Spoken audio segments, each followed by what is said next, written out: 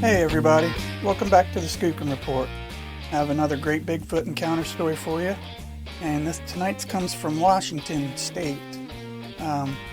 It's Grays Harbor County, Washington to be exact, and it's about a group of friends that got lost on some back roads. They were logging roads west of Olympia, and they're stunned by a creature with large green eyes. Now, this happened in the late winter and early spring of 2008. And she writes, also she uses initials, and she doesn't want her name known for obvious reasons. She just doesn't want anybody knowing this is her. And she writes, my boyfriend EP and I were with our good friend DI, who was driving an F-150 pickup truck. We had gone up into some logging roads for the boys to teach me how to shoot a shotgun better. And it was very desolate, and we were in some very thick forest. We went in near the Elma Satsop, Washington area and drove for hours. We ended up getting lost, but knew the A and B line roads, which were on, that's what the Garmin was telling us. We knew the A and B roads came out somewhere near the Capitol Forest, so we knew we could find our way that way. But by this time it was pretty late and we were ready to go home, so we ended up turning around somewhere in between and found ourselves going around a corner with a hill coming down on the left-hand side that had lots of tall pine trees and low-laying brush and stumps. The next few moments all kind of fade together, so I will try to type them out as clear as possible without all the cursing involved. I was sitting in the middle seat in between EP and DI, and I saw this flash of huge eyes, first in the headlights. And by this time I had said, holy crap, look at that. And DI had stopped the truck and opened his door and gotten out because whatever it was at about a 35-degree angle on the left side of the hill, not even 100 feet away from us. My boyfriend was sitting on the right, had no clue what was going on. Let me just say that both of the boys I was with, they've done lots of hunting and are very familiar with animals and animal reactions and their sizes and eye shape and so on. Now, I'm still sitting in the middle of the pickup seat, and my boyfriend at this point had gotten out too, and I am just frozen in fear. It feels like 5 minutes go by that I'm staring into the largest, greenish, glowing eyes that I have ever seen. I felt like time literally just stopped. It felt like time was just not even passing by.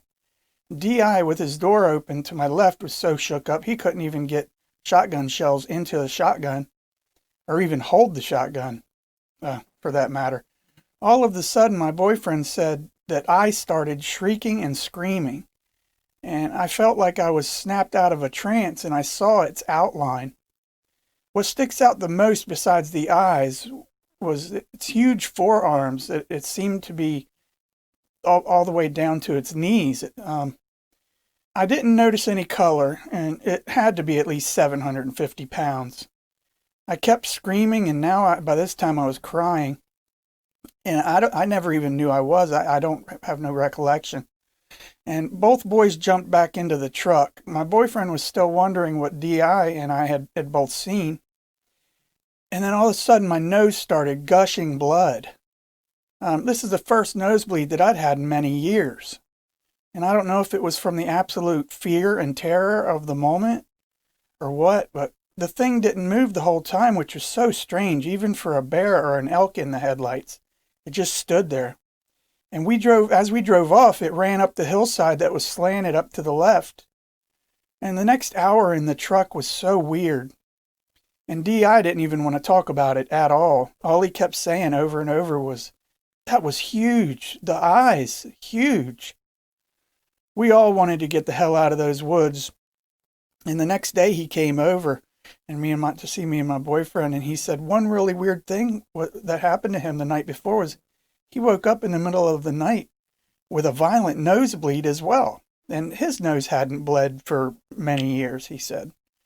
We talked more about it, and it kept getting more strange, and Now, he's the type of person who talks himself out of things like this, so, not to seem like a wimp or anything. And I'm not the type of girl that gets scared easily neither. I never scream or cry. I've grown up camping and backpacking in the woods and have seen many animals. Never in my whole life have I experienced something this strange, shocking, or terrifying all at the same time. This happened just a couple days ago, and I still cannot sleep a whole night through without thinking about it. Now, it was around 11:30 at night, and it was pitch dark except for the headlights, and it was drizzling on and off all day, and I do remember it must have been in the 30s because I remember the raindrops were slushy at some points.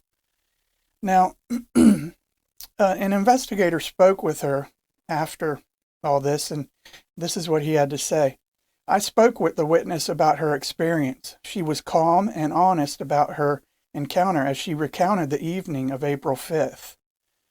Nothing was unusual until they could not find their way back to Olympia via the logging roads. They had been driving for what seemed like a couple of hours when they came around a corner and saw this huge flash of green eyes, just huge green eyes about 7 to 8 feet up off the ground. And for some reason, they slowed to a stop. The eyes didn't move. And what happened next seemed like a surreal dream. She was transfixed on the eyes, which in her words were larger than anything she had ever seen. And she grew up in the area and loves the woods. Animals don't frighten her, but she was so overwhelmed with terror, she couldn't figure out why this dread was so overpowering. Now, I can add the following to this. They were about 100 feet away after some measurements were taken from where the truck stopped to where they saw this creature. And she said, as far as the detail of the creature, its head was somewhat round. The shoulders appeared to go right to the head. There was no neck. And the shoulders also sloped downward, giving the appearance that it was hunched over. And she thought the creature was leaning forward.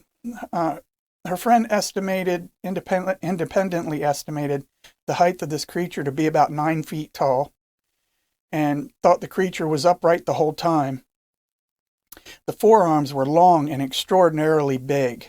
The creature was black and barely fit in the headlights of their car.